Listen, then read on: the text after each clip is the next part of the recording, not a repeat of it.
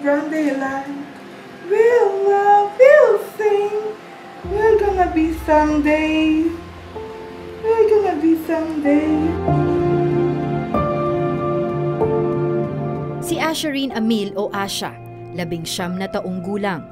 Siya ay may kakaibang sakit na tinatawag na Klippel-Trenaunay-Weber syndrome. Ang Klippel-Trenaunay-Weber syndrome ay isang rare disease na may 3 bahagi. Ang pagkakaroon ng port wine stain o balat sa balat, ang hindi pantay na paglaki ng isang bahagi ng katawan at yung tinatawag na vascular anomalies katulad ng pagkakaroon ng varicose veins.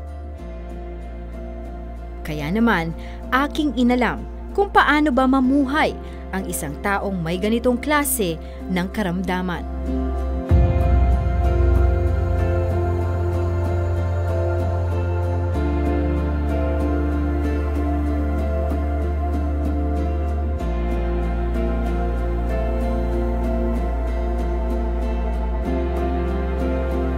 Galing sa eskwelahan ng aking maabutan si Asha.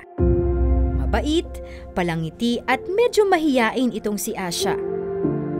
May kahirapan sa pagsasalita, ngunit siya naman ay nakipagkwentuhan sa akin. Ano favorite subject mo?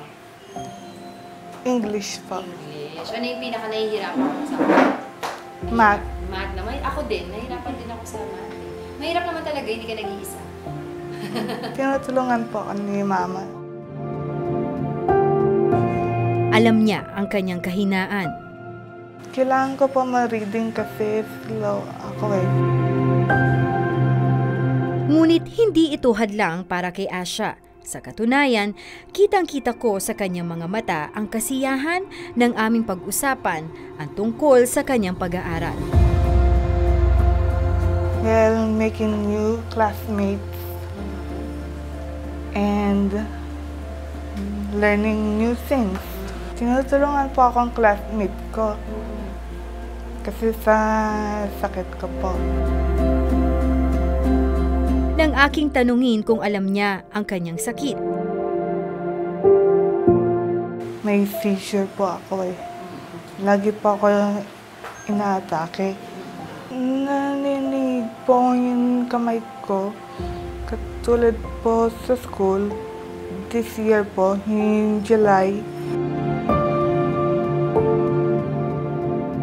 Maaring sanay na si Asha sa kanyang kondisyon, ngunit di pa rin maiwasan ang makaramdam ng sakit. Sanay po ako sa mala injection ng dextrose eh. Kaya nafe-feel ko po ng pain eh. Brave lang po ako eh, pat sa needle.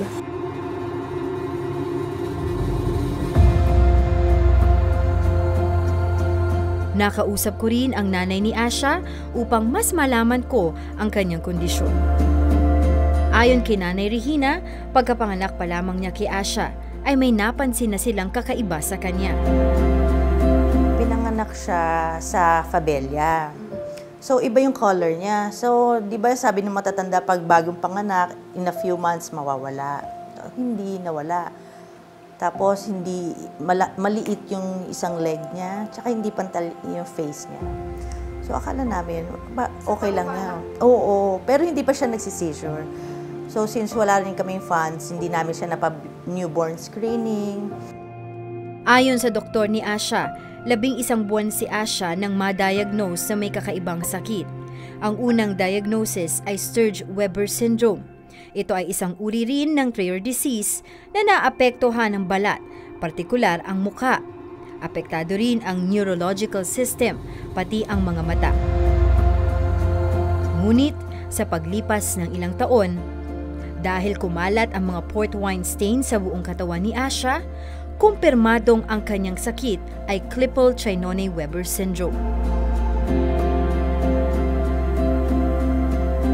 Nakita sa resulta ng kanyang CT scan na mas maliit ang kaliwang bahagi ng kanyang utak. Kaya naman, apektado ang buong kaliwang bahagi ng kanyang katawan, ang kanyang paglalakad, maging ang kanyang kaliwang mata.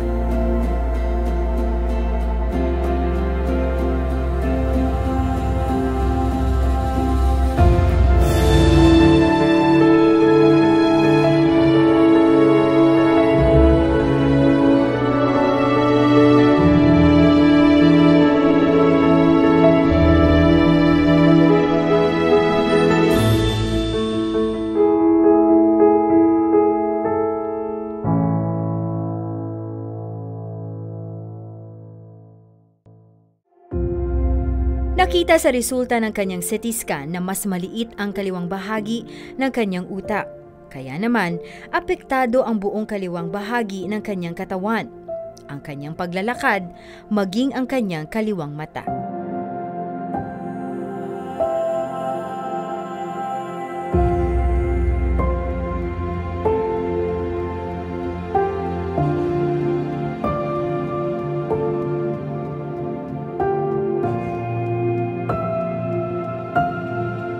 Naging tapat naman si Nanay Regina sa pagsasabi na hindi naging madaling tanggapin ang kalagayan ng kanyang nag-iisang anak. Nung una masakit, parang paano ko siya palalakihin? Paano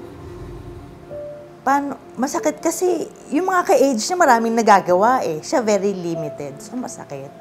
But eventually, natanggap din namin, ganun. Ayun lang nga lang, yung magkakasakit siya magsi-seizure siya, i-confine siya. Yun ang hanggang ngayon. Ang hirap pa rin mag-sink in sa akin na ganon. Ang kondisyon ni Asha ay permanente na. Ayon sa kanyang ina, hindi matatapos ang isang buwan na hindi siya magkakasakit o mao-ospital.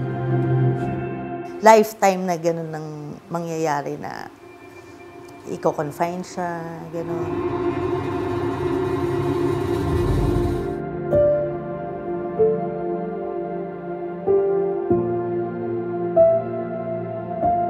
Sa kabila ng kondisyon ni Asha, pinipilit niyang mamuhay ng normal sa abot ng kanyang makakaya. I wake up in the morning. I brush my teeth, I wash my face, I breakfast, and I go to school. After I go to school, kumakain na po ako ng lunch.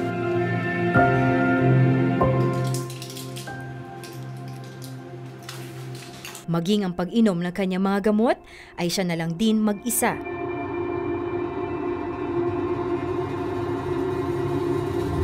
Nakakaaliw at kikay din itong si Asha. Minsan pa nagme-makeup po ako, nagli-lip gloss po ako. At nanonood po kami yung movie yung pinsan ko.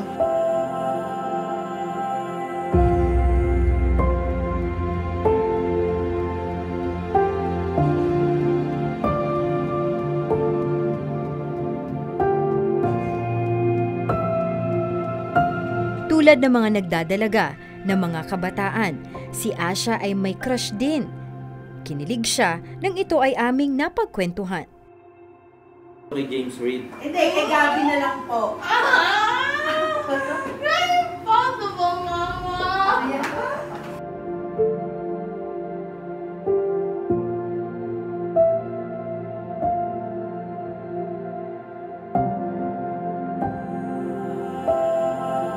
Sa aking pagbisita sa kanilang tahanan, nakita ko ang iba't ibang makukulay na beads, mga materyales sa paggawa ng kwintas at porselas. Ito ay hindi libangan ni Asha. Ito pala ay kanyang munting negosyo na naisip upang makatulong sa mga gastusin ng kanyang mga magulang, lalo na sa pambili ng gamot at pampaospital niya. Kasi meron po akong sa mata, kailangan po namin ng pera para ipa-laser ay yung mata ko. Umiiyak si mama nun eh. Sinabi ko, huwag ka na umiiyak. Bakit hindi lang tayo gumawa yung jewelry sa mga tiny ponies? Gumawa kami, madami na kami pera para sa laser surgery ko sa mata. Kaya ayun, nag-business na kami. Ang dream ko po kasi maging businesswoman eh. Bukod sa kanyang pangunahing kondisyon, mayroon ding glaucoma si Asha na kailangan din maoperahan sa lalong madaling panahon. Bigla ako umiyak, syempre sakit. Sabi ko, panibago na naman, panibagong na naman to. Struggle na naman, tsaka she's had too much. Ang dami niya ng sakit eh. Hirap na siya maglakad, nagsisizure siya. Ito pa, sabi ko, iyak ako na iyak. Nag-iyak ako na iyak na non-stop para sa kanya. And saan kukuha ng funds? School bus driver ang ama ni Asha, housewife si Nanay Regina. kaya hirap din sa pera ang mag-anak.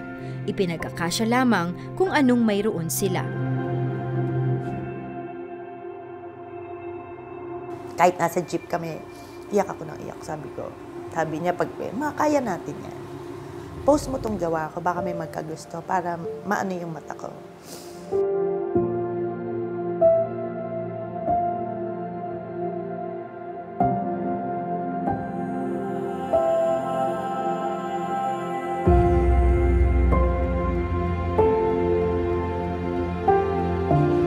Nagsimulang i-post si Nanay Regina ang ilan sa mga gawa ni Asha online.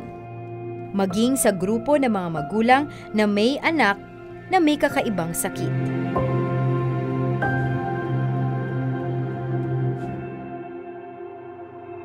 Dito ay nagsimula ang negosyo nilang mag-ina. Ang unang mga umorder ay isang grupo ng mga Amerikano. Itong grupo na ito na rin mismo ang nagdodonate ng mga materyales kay Asha upang makagawa ng mas maraming kwintas at porselas.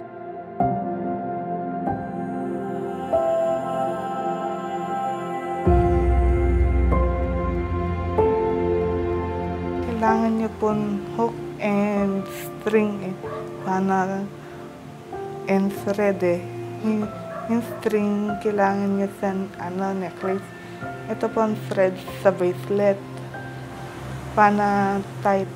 Iniisip ko lang kung anong bagay sa kanila. Tsaka yung kulay and yung color. And yung sizes. Para sa dolls. And LOL. Doon ko ginagawa. Tinitignan ko muna ng color bago ko gawin.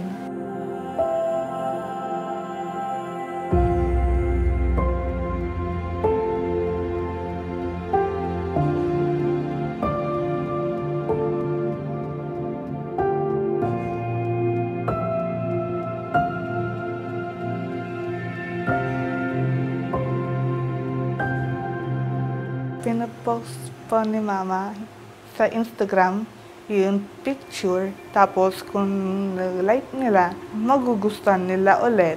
Madami. Ang isang pares ng kwintas at porselas ay nagkakahalaga ng 350 pesos. Sa una ay hindi naging madali, nangangapa pa, naghahanap ng mabibentahan. 3 taon na ang maliit na negosyong ito ng mag-inang Regina at Asha. Marami na rin itong naitulong sa kanilang gastusin. Nakilala rin si Asha ng iba't ibang mga personalidad gaya na lamang ni Aramina, Cheska Liton at iba pa na pawang naging mga regular na umu-order sa kanila.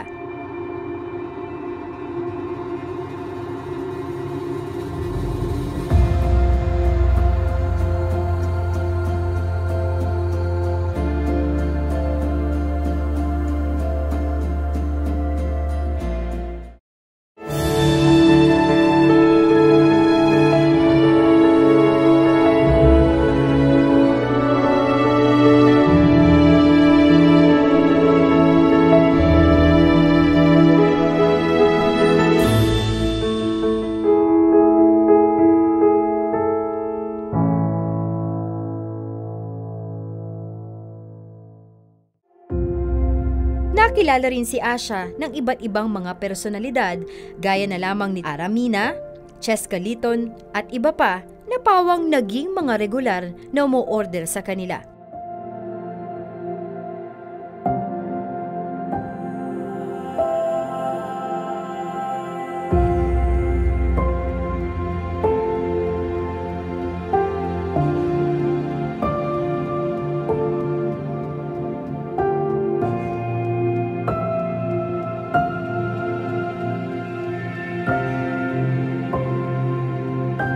Mas lalo akong humanga kay Asha nang aking malaman na mahilig rin siyang tumulong sa kapwa.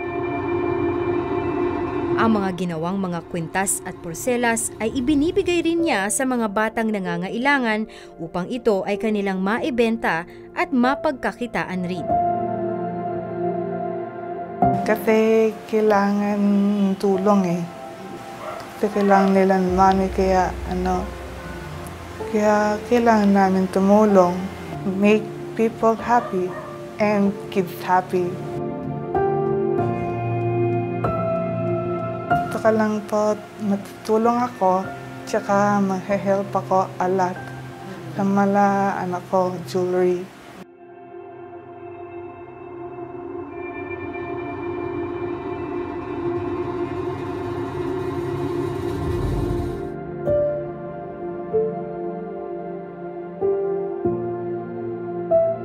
Kamakailan lamang ay naging bahagi si Asha ng isang pagtitipon tungkol sa pagninegosyo. Nakatutuwa dahil isa rin si Asha sa mga exhibitor. Siya ay nagturo ng bead making.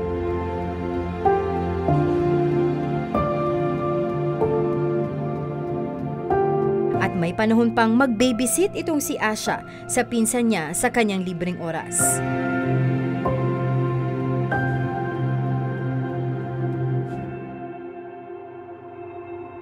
Tunay na kahanga-hanga si Asha. Sa kanyang kondisyon ay nagagawa pa niyang tumulong sa mga tao sa abot ng kanyang makakaya. Higit sa lahat upang makatulong sa kanyang nanay. Tutulungan ko po siya. Mayroon akong gustong bilhin sa kanya, pero secret. Hindi maitatago ang pagmamahal sa kanyang ina. Minsan po, kung pagod na po si mama, ni-massage ko po siya. Lagi niya ako inaalagaan eh. Pero minsan hindi siya napapagod sa akin, alagaan ako eh. Nagtithank you ako sa kanya. Gusto ko magsalamat, inalagaan niya ako. Tsaka maraming salamat.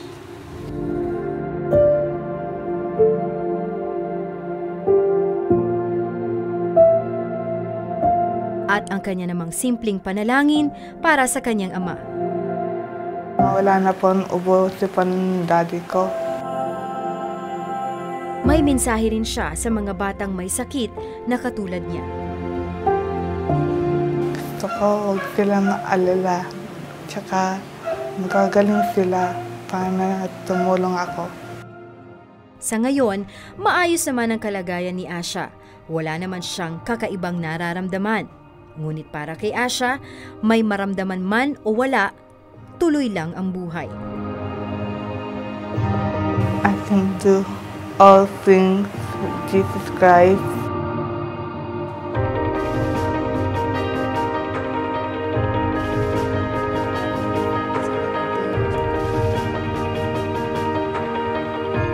Ang pagkakaroon ng di pangkaraniwang kondisyon ay maaring maituring na isang malaking dagok sa buhay at dahilan na rin upang sumuko.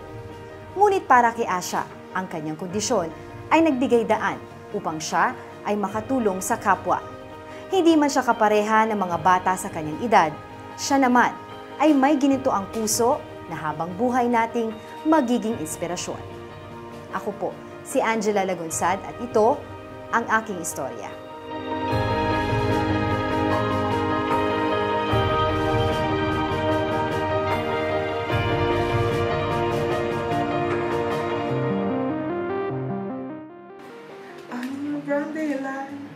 We'll love, we'll sing. We're gonna be someday. We're gonna be someday.